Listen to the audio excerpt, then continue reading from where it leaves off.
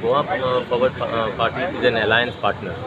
You know what has happened to MGP party. So I don't want basically the same fate that Vijay Sarvesai should. And any option about Congress tickets? I look forward for everyone's support.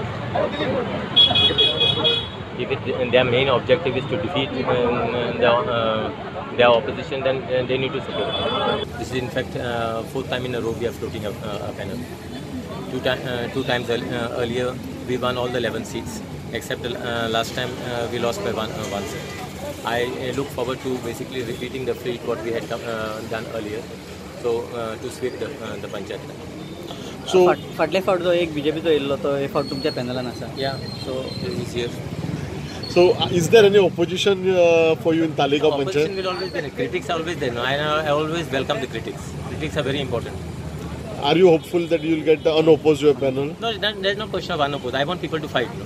So we filed a nomination today, and as MLA of Talegaon, I will be strongly behind my panel, work towards a victory, and we're looking forward to winning all 11 seats.